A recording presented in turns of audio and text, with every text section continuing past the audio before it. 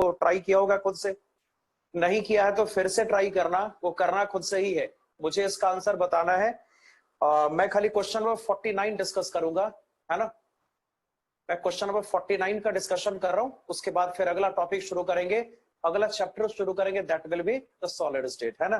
तो चलिए जरा 49 पर आते हैं। हाँ जी, question number 49। Question is the EMF of the following cell is 0.18 volt at 30 degree centigrade. Cell आपको यहां पे दिया हुआ है, मैं सेल को नोट कर ले रहा हूं। एक बार मैं सेल को नोट करके फिर बात करता हूं। आइए 49 क्वेश्चन पे पहले मैं सेल नोट कर रहा हूं, उसके बाद बाकी बात करेंगे।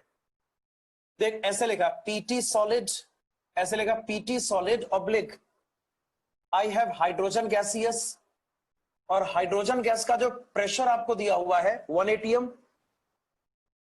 उसके बाद ये फेज के डिफरेंस का लाइन है, वर्टिकल लाइन HA, एसिड है, इसका वॉल्यूम आपको दिया 100 ml, और जो कंसंट्रेशन आपको दिया हुआ है दिस इक्वल्स टू 0.1 मोलर, ये HA के पैरामीटर्स है। उसके बाद इसको थोड़ा ठीक कर लो भाई, ये सॉल्ट ब्रिज होगा, डबल लाइन आएगा, यहां पे डबल लाइन ले लेना। उसके बाद यहां पे आपको दिया H2SO4, you are given H2SO4, its concentration equals to 0.05 molar oblique hydrogen gaseous, ये जो हाइड्रोजन गैस का प्रेशर है 1 atm के बराबर है, ऑब्लिक यहां पर पीटी सॉलिड। थोड़ा सा रिकॉल करिए कि आपको कंसंट्रेशन सेल याद है। हाँ जी सर, मुझे पोस्ट बना दो, पोस्ट। हाँ अब बता मुझे, लिखिए कंसंट्रेशन सेल तो याद होगा ना। हाँ भाई अब मैसेजिंग चालू हो गई। कंसंट्रेशन सेल आपको याद होगा मेरे ख्याल से, बता सकते हो कौन सा कंसंट्रेशन सेल है? अच्छा मैं बताता हूं, देख कंसंट्रेशन सेल हो सकता है आपको याद ना हो, थोड़ा सा मिस हो गए हो। देखिए दोनों साइड हाइड्रोजन और H प्लस प्रेजेंट है, सबको दिखाई दे रहा है, हाइड्रोजन और H प्लस यहाँ पे दोनों साइड प्रेजेंट है, इसमें कोई शक की बात नहीं। जो हाइड्रोजन गैस का प्रेशर है वो एनोड कैथोड पे सेम है ना, 1 atm, मतलब इलेक्ट्रोड का कंसंट्रेशन यहाँ पे सेम है, इलेक्ट्रोलाइट का कंसंट्रेशन यहाँ पे वेरी कर रहा है, बोला जा सकता है ऐसा ना। तो this is the electrolyte concentration cell. हाँ भाई इलेक्ट्रोड कंसंट्रेशन सेल नहीं, इलेक्ट्रोलाइट कंसंट्रेशन सेल ना। देख H प्लस का कंसंट्रेशन दोनों साइड डिफर करेगा, मगर H2 का प्रेशर दोनों साइड सेम है ना, तो ये इलेक्ट्रोड कंसंट्रेशन सेल नहीं है, ये इलेक्ट्रोलाइट कंसंट्रेशन सेल है।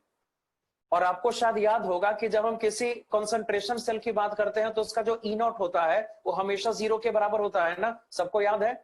हमने इस बात का डिस्कशन किया था, हमने इसको प्रूव किया था कि अगर हम किसी कंसंट्रेशन सेल की बात करेंगे उसका जो E नॉट वैल्यू होगा, उसका जो स्टैंडर्ड EMF होगा वो हर हाल में हमेशा 0 के बराबर होगा, ऐसा सबको याद है ना। अब चलिए आगे बात करते हैं, ध्यान से देखो। देखो सब यहां पे ये जो टेम्परेचर आपको दिया हुआ है 30 डिग्री सेंटीग्रेड यानी 303 केल्विन। अगर मैं टेम्परेचर की बात करूंगा, टेम्परेचर आपको दिया 303 केल्विन, और जब टेम्परेचर 303 केल्विन होता है तो मैं आपको बताऊं, देखिए 2.303 RT अपॉन F की वैल्यू ये हो जाती है अप्रोक्सीमेटली 0.06, है ना। आप चेक करके देखो, टेम्परेचर अगर 303 केल्विन होगा तो ये जो कांस्टेंट वाला वैल्यू आता ना नर्स्ट इक्वेशन में, उसका डेटा 0.06 हो जाता है, उसका डेटा कितना 0.06 हो जाता है। क्लियर? अब ध्यान से देखिए, मैं चाहता हूं इसको थोड़ा सिंप्लीफाई करके लिखा जाए, सेल को सिंप्लीफाई करना पॉसिबल है ना, HA के बदले H प्लस को लिखा जाना पॉसिबल है, H2SO4 के बदले H प्लस को लिखा जाना पॉसिबल है, ऐसा तो कर ही सकते हैं। तो चलो मैं इसका सिंप्लीफिकेशन कर रहा हूं, देख क्या कर सकते हैं।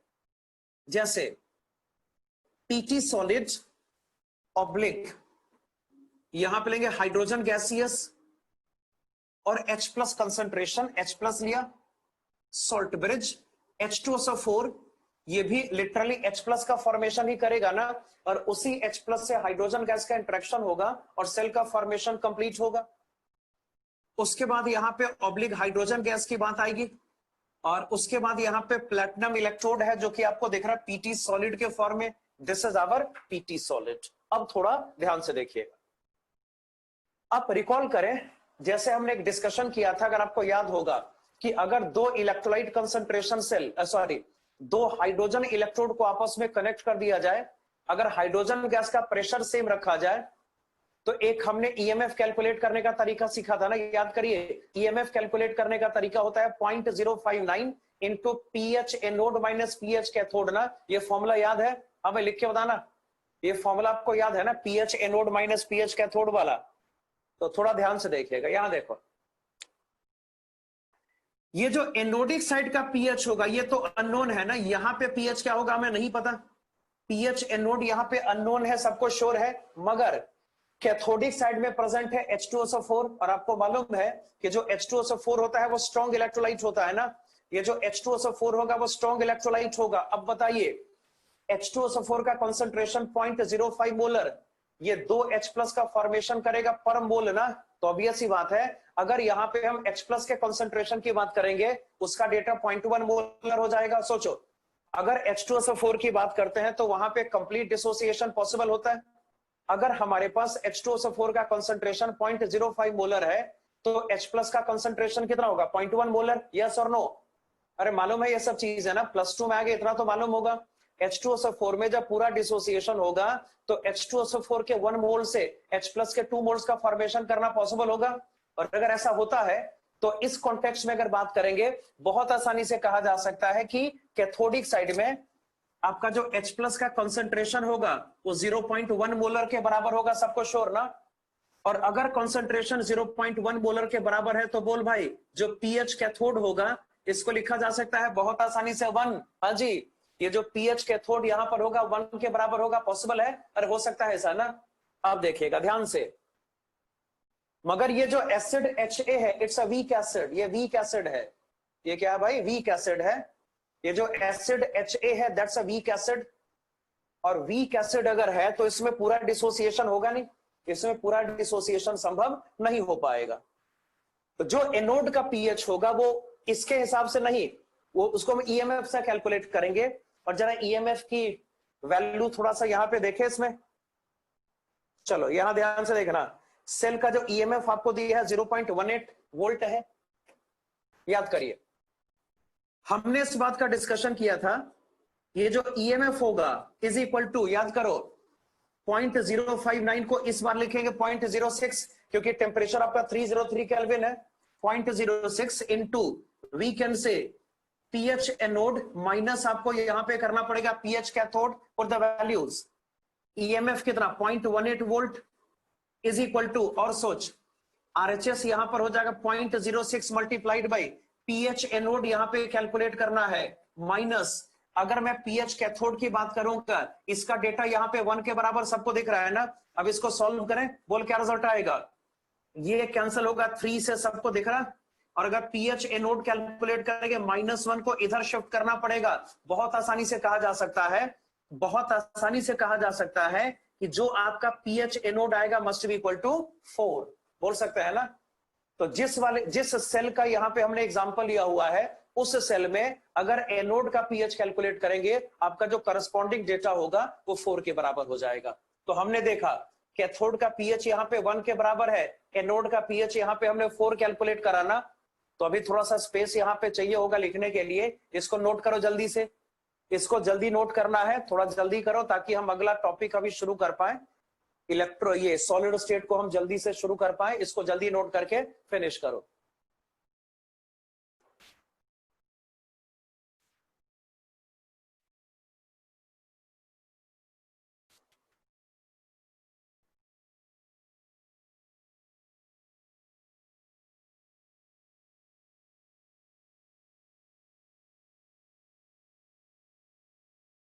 हो जाए तो डन लिख देना भाई।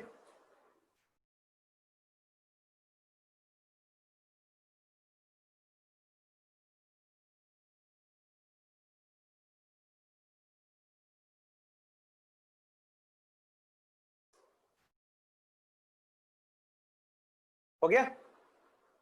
चलो आगे बढ़ते हैं। अब देखो ध्यान से, अब एक चीज और मैं यहाँ पे थोड़ी सी कैलकुलेशन करूंगा। जैसे एसिड यहां पर HA वीक एसिड है, देख HA वीक एसिड है ना, उसका पीएच यहाँ पे 4 के बराबर हो गया। क्या इस एसिड का Ka कैलकुलेट करना पॉसिबल हो सकता है? बड़ी आसानी से ना, इस एसिड का Ka कैलकुलेट करना बिल्कुल पॉसिबल हो सकता है। देखिएगा, तो चलिए यहां पे इसको कर लेते हैं। HA आपका एसिड है जो कि एनोडिक साइड में प्रेजेंट है, और जो इसका पीएच वैल्यू है ये 4 के बराबर है ना, जो इसका पीएच वैल्यू यहां पर है वो 4 के बराबर है। तो सोचो क्या हो सकता है। जो H प्लस कंसंट्रेशन यहां पे हम लेंगे, this is equal to possible होगा 10 की पावर -4 पर हो जाएगा। अगर पीएच 4 है तो H plus concentration will be equal to 10 की पावर -4। और बताइए इस एसिड का जो कंसंट्रेशन होगा, दिस कंसंट्रेशन इक्वल्स टू 0.1। 0.1 का मतलब यहां पे सिंपल है, दिस इक्वल्स टू 10 की पावर -1 ना। तो इस एसिड का कंसंट्रेशन 10 की पावर -1 है। क्या इस एसिड का Ka कैलकुलेट करना पॉसिबल है? It's a weak monoprotic acid ना, it's a weak monoprotic acid. और हमने इस बात का डिस्कशन किया है, याद करिए, ये थोड़ा सा आयनिक इक्विलिब्रियम से कनेक्टेड है। अगर H प्लस कंसंट्रेशन की बात करेंगे, याद कर भाई, फॉर्मूला होता है root under Ka multiplied by C। I hope आपको याद होगा। ये फॉर्मूला याद है किसी को? एक आंसर आया कि एक पर्सन को याद है, बाकी लोगों को याद नहीं। H plus concentration weak acid का root under Ka multiplied by C होता है। क्लियर? अब बताइए अगर यहाँ पे डेटास को सब्स्टिट्यूट करेंगे, बोल क्या रिजल्ट आएगा? H प्लस यहाँ पे आपको दिख रहा है 10 की पावर -4 इज इक्वल टू, और बोलिए, square root of Ka multiplied by, जहां तक कंसंट्रेशन का सवाल है, कंसंट्रेशन यहां पर कितना बोल, 10 की पावर -1। सबको दिख रहा है ना? ये जो कंसंट्रेशन होगा 10 की पावर -1 के बराबर होगा। यहां से Ka कैलकुलेट करना पॉसिबल है बहुत आसानी से, दोनों साइड स्क्वायर करो। तो जब LHS RHS का स्क्वायर करेंगे, LHS होगा 10 की power -8 is equal to, RHS को लिखा जा सकता है Ka इंटू 10 की पावर -1 ना। अगर RHS का स्क्वायर करेंगे रूट यहां से हट जाएगा। तो अब यहां पर एक बात तो तय है ना, एक बात यहां पे तय है कि जो Ka का डेटा होगा दिस इक्वल्स टू 10 की पावर -7। अब मुझे बताओगे, आप मुझे बताओगे, अगर Ka का डेटा 10 की पावर -7 है तो Pk कितना होगा? बोल, व्हाट इज Pka? बता तो। अगर Ka का डेटा 10 की पावर -7 है तो Pk इसका नेगेटिव लॉग होता है, सबको याद है। इसका जिक्र मैंने इस वाले चैप्टर में भी करा हुआ है। तो चलिए भाई, मैं मान लेता हूं कि आपको याद होगा Pka माइनस लॉग Ka होता है, इसका माइनस लॉग करेंगे, रिजल्ट आपका 7 के बराबर हो जाएगा। तो जो एसिड यहां पर आपके लेफ्ट वाली साइड में प्रेजेंट है ना, जो एसिड यहां पर आपके लेफ्ट वाली साइड में प्रेजेंट है, उसका Ka 10 की पावर -7 है, उसका जो Pka का डेटा है वो 10 की कितना है भाई? तो 7 के बराबर है। क्लियर ना? तो इसको थोड़ा नोट करिए जल्दी से। उसके बाद देख, ये क्वेश्चन प्योरली +1 लेवल का है। +1 का मतलब आयनिक इक्विलिब्रियम वाला सवाल है। अभी जो हम क्वेश्चन सब यहाँ पे इसके पार्ट्स करने शुरू करेंगे तो वहां पे आयनिक इक्विलिब्रियम का बड़ा ही कह सकते हैं कि स्ट्रॉन्ग यूज होगा। इसीलिए मैंने पिछली क्लास में इसको नहीं किया था। वैसे टाइम भी खत्म हो गया था ना, पिछली क्लास में मैं 10 मिनट एक्स्ट्रा लेके इसको कर सकता था, लेकिन फिर भी मैंने सोचा कि एक बार बफर सॉल्यूशन रिकॉल कर लेंगे, रिवाइज कर लेंगे, तो ये आपके लिए आसान हो जाएगा। इसको जल्दी नोट करके फिनिश करो। हटा दो इसको, इधर तो हो गया होगा लेफ्ट वाला।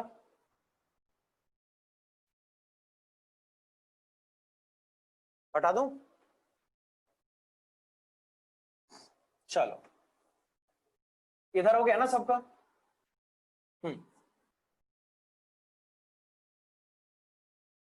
अब चलिए, अगर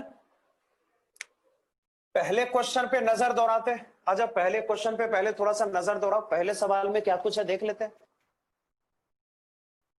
the question is find EMF when a 40 ml 0.2 molar sodium hydroxide is added to the negative terminal of the battery। बता दो नेगेटिव टर्मिनल कौन होगा, एनोड या कैथोड? आपको क्या याद है बताइए? ये तो गैल्वेनिक सेल है ना, concentration cells are galvanic cell. Anodic anode है ना, ये नेगेटिव चार्ज मतलब एनोड। क्वेश्चन का कहना है कि जो एनोडिक वेसल है, उस एनोडिक वेसल में Ha प्रेजेंट है, सबको दिखाई दे रहा। उस एनोडिक वेसल में सोडियम हाइड्रोक्साइड को ऐड करा। देख, आपके पास पहले से एसिड है ना, इसमें सोडियम हाइड्रोक्साइड को ऐड करेंगे, तो जब ऐसा करेंगे तो एसिड बेस का रिएक्शन पॉसिबल होगा, और कह सकते हैं ना कि पीएच में चेंज हो जाएगा। तो जब सोडियम हाइड्रोक्साइड को ऐड करेंगे तो जो एनोड का पीएच होगा वो चेंज हो जाएगा। कैथोड का तो पहले जैसा रहेगा। हमने कैथोड का पीएच यहाँ पे डिसाइड करा 1 ना, जो कैथोड का पीएच होगा 1 के बराबर होगा। तो आपको यही इस केस में चेक करना है कि अगर हम सोडियम हाइड्रोक्साइड को ऐड करते हैं एनोडिक वेसल में तो पीएच को कितना फर्क पड़ता है, न्यू पीएच कितना होता है। अगर आपके पास एनोड का न्यू पीएच आ जाएगा तो बहुत आसानी से ईएमएफ को कैलकुलेट करना भी पॉसिबल हो जाएगा ना। तो चलिए बात करेंगे, ध्यान से देखना, देख कैसे करेंगे। यहां देखो सब के सब। तो चलिए एनोडिक वेसल में अगर मैं एनोड की बात करूं, एनोडिक वेसल में यहां पे सोडियम हाइड्रोक्साइड को ऐड करने की बातें है ना। तो एनोडिक वेसल में सोडियम हाइड्रोक्साइड को ऐड करेंगे तो Ha हमारा एसिड है, Ha का रिएक्शन अब सोडियम हाइड्रोक्साइड से करिए, फॉर्मेशन यहां पर किसका होगा, सॉल्ट का। सॉल्ट यहां पर Na प्लस क्या, वाटर, ये रिएक्शन हो गया। देख रहा सबको ना। अब थोड़ा ध्यान से देखना, मिली मोल्स कैलकुलेशन याद है? मिली मोल्स कैसे निकालते हैं, लिख के बता। मिली मोल्स कैलकुलेशन आपको याद है? हाँ जी, molarity into volume in ML. Millimoles calculate करने का तरीका याद करो, molarity multiplied by volume in ML होता है, ये मैंने समझाया हुआ है। तो यहां देखिए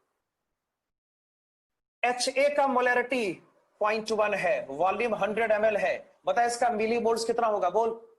हमारे ओरिजिनल सेल में, अगर ओरिजिनल सेल में Ha का मिली मोल्स कैलकुलेट करेंगे तो ये कैलकुलेशन पॉसिबल है ना। आपको Ha के मोलैरिटी को वॉल्यूम एमएल से मल्टीप्लाई करना पड़ेगा। मोलैरिटी 0.1 के बराबर, वॉल्यूम आपका 100 ml, मल्टीप्लाई करेंगे, बोल क्या रिजल्ट आएगा, 10।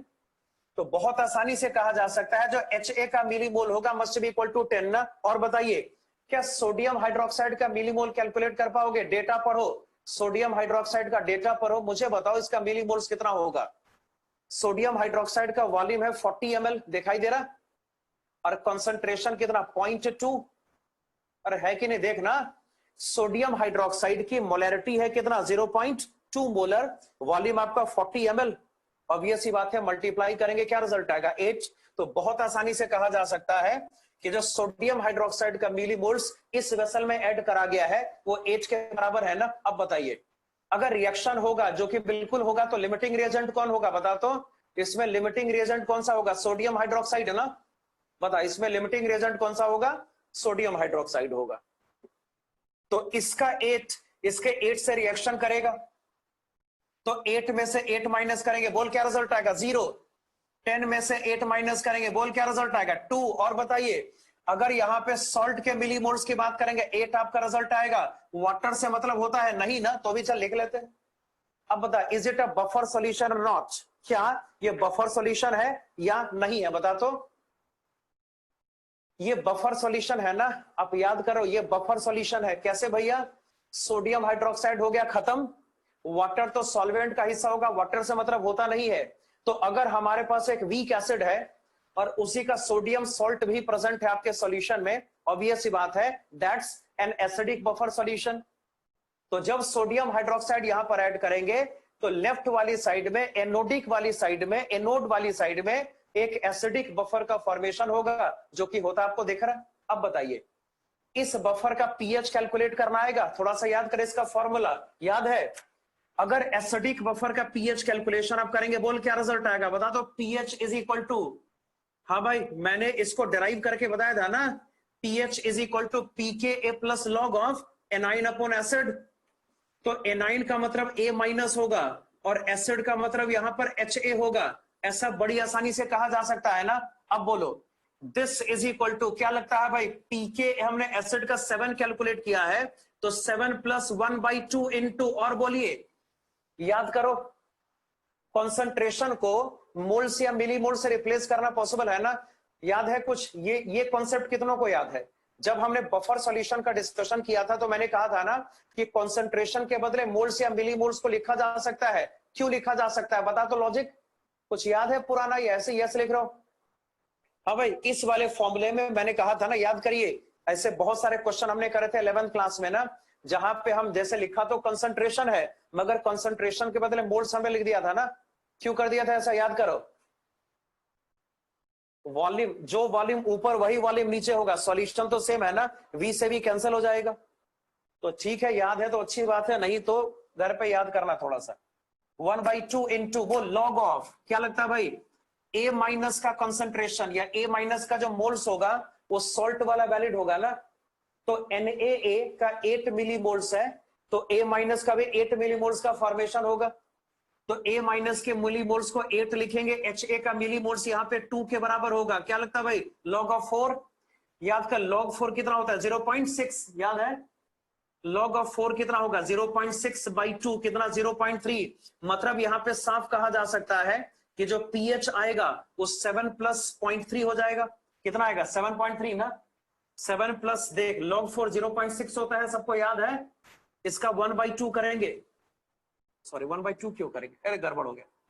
अरे 1/2 नहीं करेंगे ना, सीधा log h minus a minus upon H A, ये log 4 है 0.6, ये कितना आएगा आंसर है 7.6। दिख रहा सबको। तो जो pH इस बार आया, जो pH एनोड अब आ रहा है वो 7.6 है ना। ये जो pH एनोड अब यहां पर आ रहा है वो 7.6 है, सबको दिखाई दिया। अब बता कैथोड को टच किया क्या इस बार, कैथोड को तो टच किया नहीं। हाँ भाई कैथोड को हमने टच नहीं करा, कैथोड का pH पहले जैसा है और हमने इसका pH कैलकुलेट करा, क्या रिजल्ट आया 1। हमने इसका pH कैलकुलेट करा, रिजल्टेंट वाज इक्वल टू 1 ना। तो बताइए जो न्यू कंडीशन यहां पे डेवलप हो रहा है, क्या उस न्यू कंडीशन में ईएमएफ को कैलकुलेट करना पॉसिबल होगा। वही पुराना फॉर्मूला, पुराना फॉर्मूले का मतलब है ईएमएफ कैसे निकालेंगे बोल 0.06 into pH anode minus pH cathode ना। तो देखिए अगर इस केस में सेल का ई वैल्यू कैलकुलेट करेंगे, रिजल्ट हमारे पास, फॉर्मूला हमारे पास पहले से प्रेजेंट है 0.06 इंटू pH एनोड माइनस आपको यहां पे pH कैथोड करना पड़ेगा। बोल क्या रिजल्ट आएगा 0.06 मल्टीप्लाइड बाई, बता pH एनोड यहां पर 7.6 है ना, pH कैथोड यहां पे पहले से 1 के बराबर है। इसको सॉल्व करेंगे, अगर इसको सॉल्व करेंगे तो सेल का ईएमएफ कैलकुलेट करना पॉसिबल हो जाएगा। तो मैं सॉल्व कर लेता हूं, चलो मैं सॉल्व कर ले रहा हूं।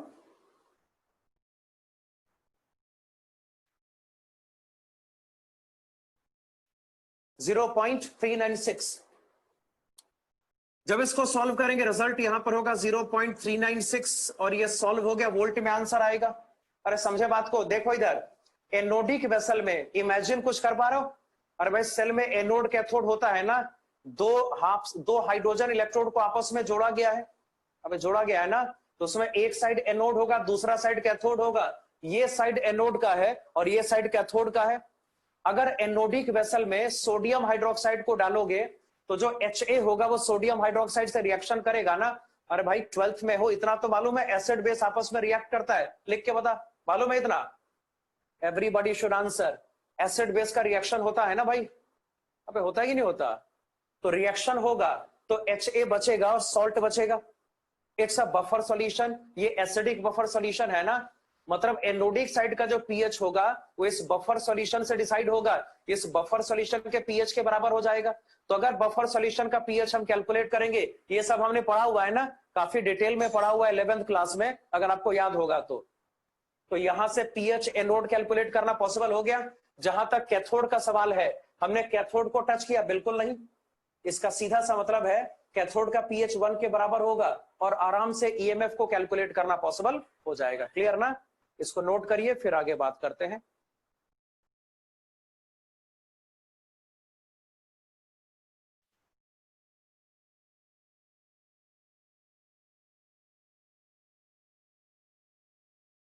चलिए अगले सवाल पे आते हैं। इसका पार्ट बी करेंगे, पार्ट ए हो गया ना, अब इसके पार्ट बी की बात करेंगे। देखो कैसे करेंगे, ये पार्ट 1 मैंने लिखा ना, ये पार्ट ए है एक्चुअली, ठीक है। तो ए है तो क्या फर्क पड़ता है, ए या 1, बात तो वही है, पार्ट ए। अब आ जाए पार्ट बी पे, देख पार्ट बी कैसे करना, ध्यान से देखिएगा। हटा दो इसको ना, मिटा दिया मैंने।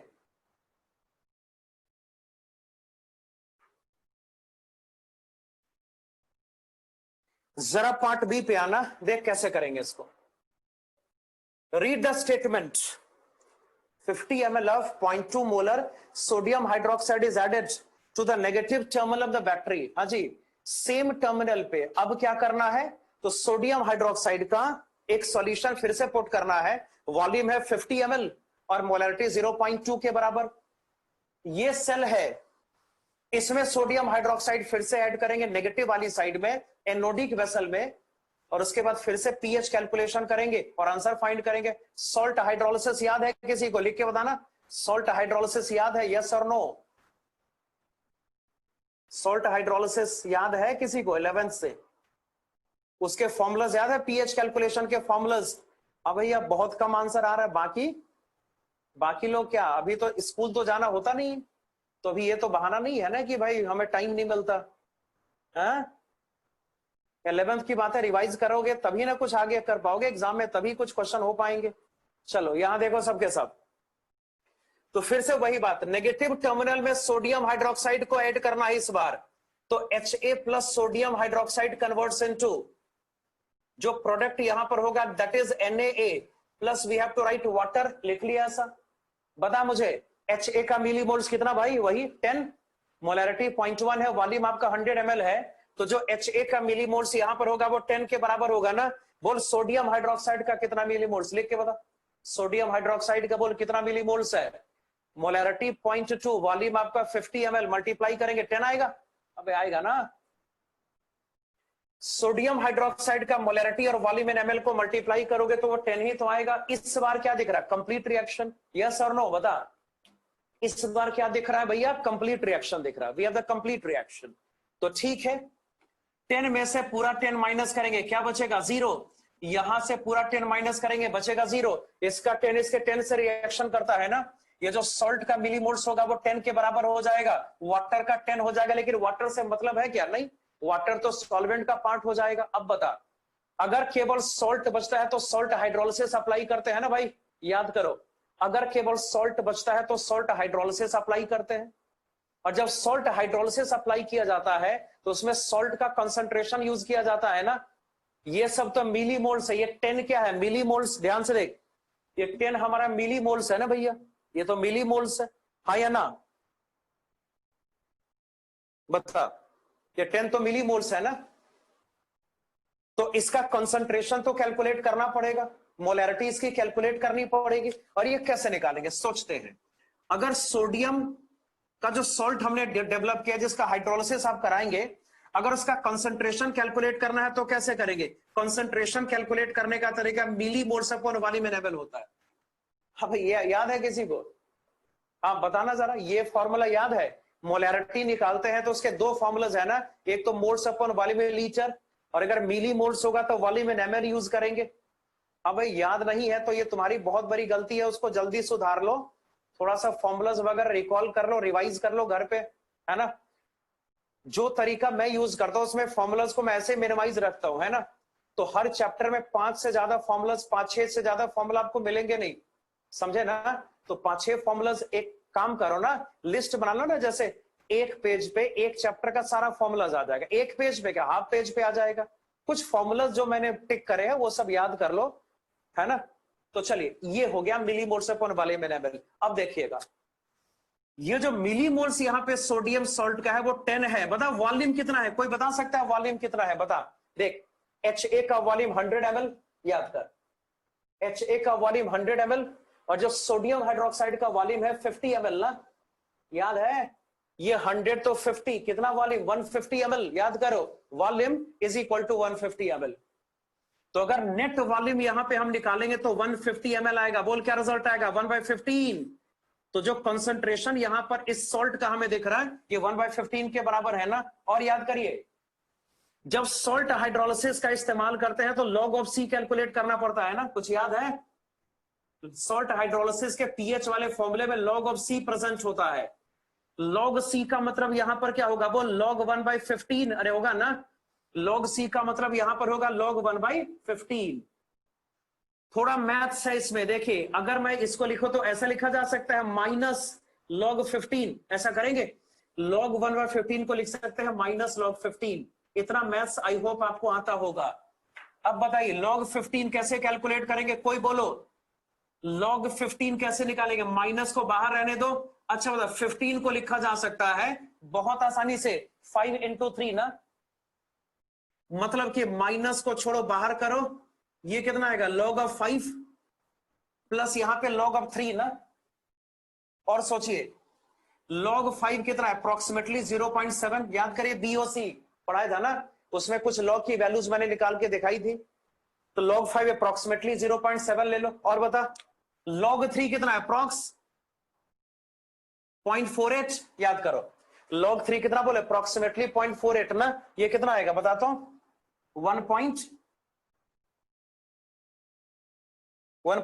ना। हाँ, तो log c का डेटा यहां पर आएगा -1.18, माइनस पहले से लगा हुआ है, ठीक है ना। तो अगर हमारे पास कंसंट्रेशन है तो बहुत आसानी से log ऑफ c को कैलकुलेट करना पॉसिबल हो सकता है। अब बताइए ये कौन सा सॉल्ट है, वीक एसिड स्ट्रॉन्ग बेस का सॉल्ट ना। तो अगर मैं इसका pH कैलकुलेट करूंगा, इसका फॉर्मूला मैंने सिखाया था, याद करिए, जब बेस स्ट्रॉन्ग होता है तो 7+ वाला फॉर्मूला लगता है। तो 7 + 1/2 इंटू इसको लिखा जाएगा pKa प्लस यहां पर होगा log ऑफ c। तो याद करिए 7 + 1/2 इंटू, याद करो pKa 7 कैलकुलेट किया था ना, याद करिए, और क्या, और log ऑफ c देख हमने निकाला, प्लस माइनस माइनस हो जाएगा, -1.18, क्लियर ना। तो चलिए अब इसको जरा जल्दी से सॉल्व करके मुझे दिखाइए क्या आंसर आएगा।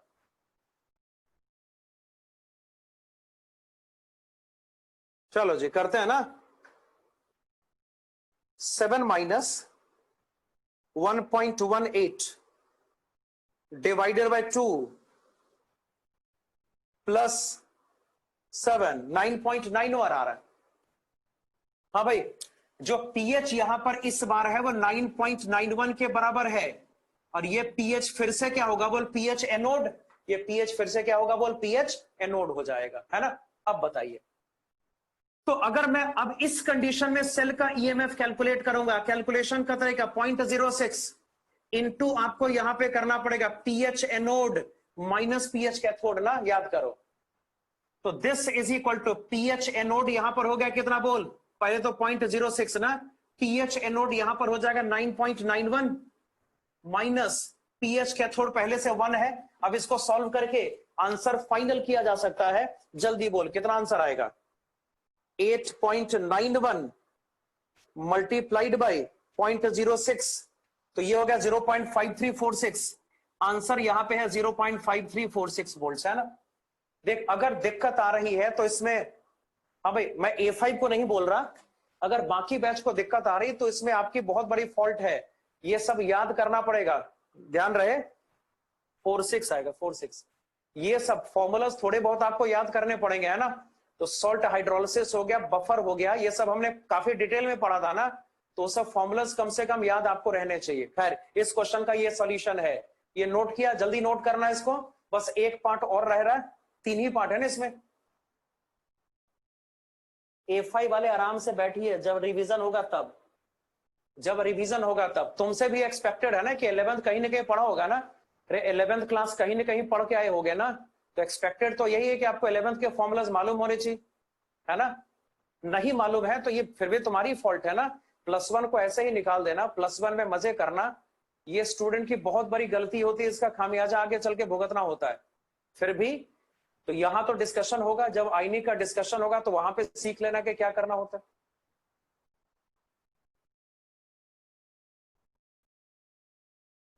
ठीक है ना, चलो इसको नोट करो और इसके सी पार्ट पे आते हैं।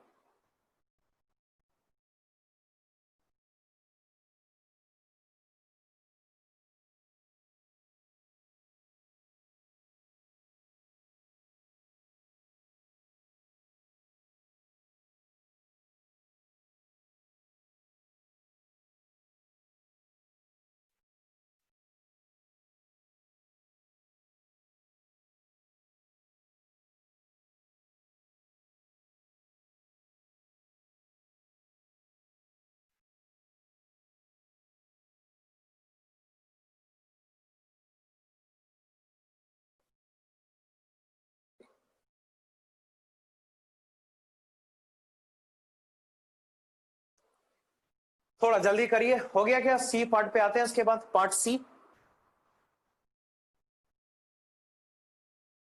हटा दो ना, हटा दो, हो गया। चलिए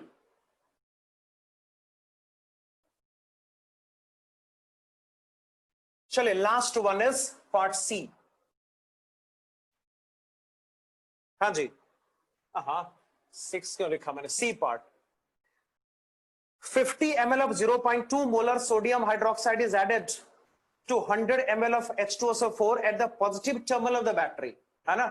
इस बार बैटरी का जो पॉजिटिव टर्मिनल है उसमें कुछ करा गया है, नेगेटिव टर्मिनल को टच नहीं करा गया। एनोड का पीएच फिक्स है, कैथोड का पीएच बदल रहा है। अब बताइए, पता है एनोड का पीएच हमने कैलकुलेट करा 4 ना, अभी कैलकुलेट किया था, याद करिए। एनोड का पीएच हमने 4 अभी कैलकुलेट किया था ना, कुछ देर पहले, पार्ट ए से पहले किया था ना। तो मतलब एनोड का पीएच फिक्स रहेगा। अब जो कुछ करना है पॉजिटिव टर्मिनल के साथ करना है, यानी H2SO4 वाले सॉल्यूशन के साथ करना है।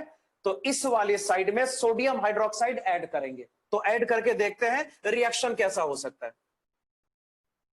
H2SO4 का रिएक्शन यहां पे सोडियम हाइड्रोक्साइड के साथ होगा।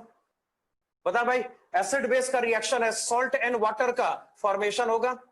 तो सॉल्ट यहां पर Na2SO4 प्लस इसको लिखा जा सकता है 2 वाटर ना, ये आपका रिएक्शन हो गया। अब बताइए जरा मुझे बताओगे, 100 ml H2SO4 है, सब ध्यान से देखो, लास्ट वाले क्वेश्चन को ध्यान से पढ़ो। वॉल्यूम H2SO4 का 100 ml है और इसकी मोलैरिटी 0.05 है ना, मोलैरिटी 0.05, वॉल्यूम को लिया गया 100 ml। क्वेश्चन को पढ़ो, बता कितना मिली मोल्स आएगा, बता सकता है कोई कितना मिली मोल्स आएगा? 5 ना, मोलैरिटी इनटू वॉल्यूम इन ml जब करेंगे तो H2SO4 का मिली मोल्स आएगा, this is equal to 5।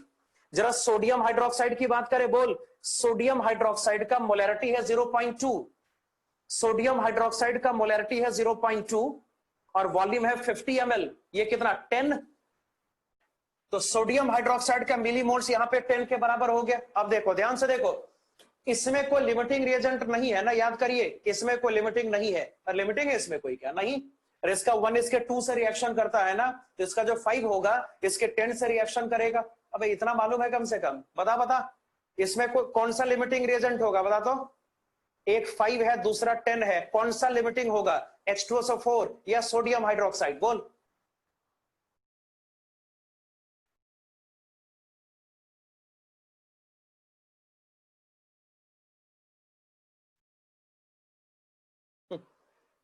H2SO4 भी लोग बोल ही रहे, करेक्ट। इसमें कोई लिमिटिंग नहीं है ना। लिमिटिंग रिएजेंट कैलकुलेट करने का तरीका याद है किसी को? अच्छा चल छोड़, सिंपल सी बात, 5 इसका 1 इसके 2 से रिएक्शन करेगा ना, तो इसका 5 इसके 10 से रिएक्शन करेगा, लास्ट में कुछ नहीं बचने वाला, लास्ट में कुछ नहीं बचेगा ना। तो चल यहां देख, 5 में से पूरा 5 खत्म, कितना रिजल्ट आएगा? 0। इसका 5 इसके 10 से रिएक्शन करेगा, 1:2 का रेशियो है, तो 10 में से पूरा 10 माइनस करेंगे, क्या रिजल्ट आएगा? 0। केवल सॉल्ट बच रहा है और इसका मिलीमोल्स कितना? 5 के बराबर। इसका मिलीमोल्स कितना बोल? 5 के बराबर ना, देखा सबको? और याद करिए, थोड़ा सा याद करिए।